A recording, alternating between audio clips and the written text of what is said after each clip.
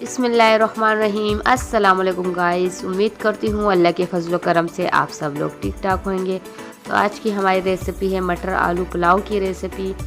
तो चलते हैं अपनी रेसिपी को स्टार्ट करते हैं। तो सबसे पहले तो मैंने 2 मीडियम साइज़ के प्याज ले लिए और इनको मैंने अच्छे से जो है ना लंबे बारीक चॉप कर लिए हैं लंबे शेप में। और इनको जो है ना 1 कप ऑयल मैंने ले लिया है और इसमें अच्छे से फ्राई कर लेना है। तो चम्मच हम साथ साथ में चलाते जाएंगे।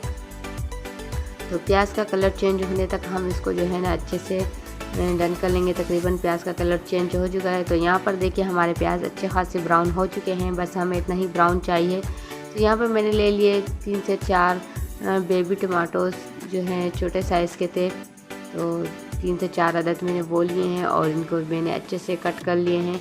तो इनको हम लोग सॉफ्ट होने तक पकाएंगे। तो नमक हस्बे जायका हम इसमें डाल देंगे। नमक डालने से ये कि टमाटर हमारे जल्दी सॉफ्ट हो जाएंगे। तो इनको हमने 2 मिनट के लिए ढक दिया था। तो साथ में अदरक लहसुन और ग्रीन चिली का पेस्ट शामिल कर दिया है। इनको भी हम अच्छे से कर लेंगे मिक्स। तो नमक डालने से टमाटर जो है हमारे तकरीबन सॉफ्ट हो चुके हैं। तो इनको चम्मच की मदद से इस तरह हम प्रेस कर लेंगे ताकि अच्छे जो है ना अच्छे से मैश हो जाए। तो इस तरह चम्मच चलाते हुए हम लोग इसको जो है ना 1 से 2 मिनट के लिए फिर से ढक देंगे। तो 1 से 2 मिनट हो चुके हैं। तो हम इसको जो है ना अच्छे से मिक्स कर लेंगे। टमाटर तकरीबन हमारे अच्छे से गल चुके हैं। तो अब इसमें जो है ना हम ज़ीरा जो है ना 1 चम्मच भर के मैंने ले लिया है।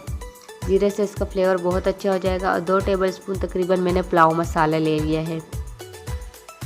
पुलाव क्योंकि हम पुलाव बना रहे हैं तो इसलिए इसमें पुलाव मसाला ही जाएगा। तो क्या नाम है, ज़ीरा मैंने ऑयल में पहले जो है ना फ्राई नहीं किया था।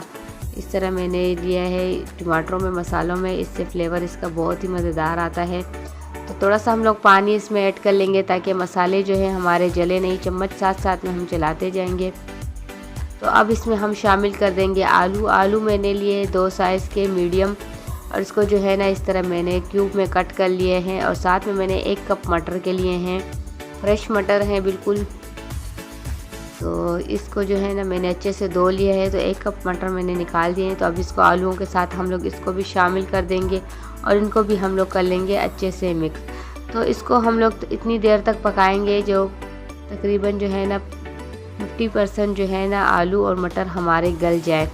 तो इसको हम ढक देंगे तकरीबन जो है 10 से 12 मिनट के लिए। तो साथ साथ में हम चम्मच चलाते जाएंगे, बीच में हम चेक करते जाएंगे। तो इसमें हम चम्मच चला देंगे फिर से। तो ये हाफ डन हो चुके हैं, बिल्कुल डन नहीं है।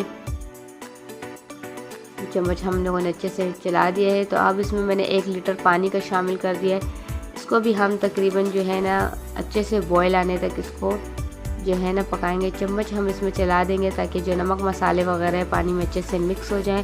तो अब इसको हम लोग ढक देंगे तकरीबन 5 मिनट के लिए। तेज़ आंच पे मैंने ढक दिया था इसको। तो ये देखिए इसमें काफ़ी बॉइलिंग आ चुकी है। तो इसमें अब हम शामिल कर देंगे चावल मैंने ले लिए हैं 1 किलो के करीब। तो इसको मैंने अच्छे से धो लिए हैं। तो इस तरह इसको अभी हम बीच में शामिल कर लिए हैं। इसको भी हम लोग अच्छे से मिक्स कर लेंगे ताकि जो है ना चावलों में जो है ना नमक मसाले वगैरह अच्छे से चले जाए। तो ये देखिए अच्छे से मिक्स हो चुके हैं। बहुत ज़्यादा चम्मच नहीं चलाने होते क्योंकि इससे फिर जो है ना चावल हमारे टूट जाते हैं। तो अब इसमें जो है ना हम डाल देंगे धनिया के फ्रेश पत्ते लिए हैं मैंने, वो शामिल कर देंगे। धनिया मैंने थोड़ा ज़्यादा लिया है क्योंकि मुझे पुलाव में धनिया का फ्लेवर बहुत अच्छा लगता है। आप अपने हिसाब से कम या ज़्यादा रख सकते हैं। साबुत चिली लिए हैं मैंने 2 से 3 अदद। तो आप चिली भी अपने हिसाब से रखें। मैंने साबुत ली है। साबुत से ये कि चावल ज़्यादा तीखे नहीं होंगे। अगर आपको ज़्यादा तीखे पसंद है तो आप इसको कट करके डाल दें। तो इसको हल्के से हम लोगों ने चम्मच चला के मिक्स कर लेना है, बहुत ज़्यादा नहीं करेंगे हम इसको मिक्स। तो अब इसको हम दम पे रख देंगे तकरीबन 15 से 20 मिनट के लिए। इसको ढक देंगे हम लोग हल्की आंच पे 15 से 20 मिनट के लिए। इसको हम दम पे रख देंगे। तो 15 से 20 मिनट हो चुके हैं।